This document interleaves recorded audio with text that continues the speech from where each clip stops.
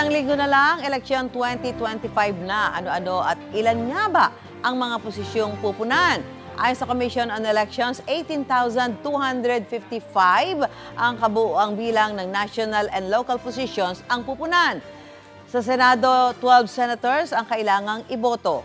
Sa Kamara naman, 63 na party list at 254 na district representatives ang kailangang punan.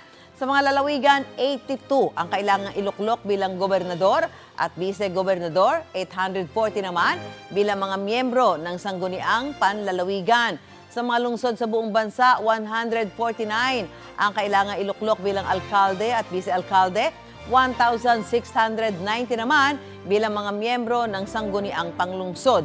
Sa mga bayan, 1,493 posisyon sa pagka-alkalde at pagka-vice-alkalde, 11,948 naman para sa mga miyembro ng sangguniang bayan. Gusto mo bang mauna sa mga balita? Mag-subscribe na sa GMA Integrated News sa YouTube at tumutok sa unang balita.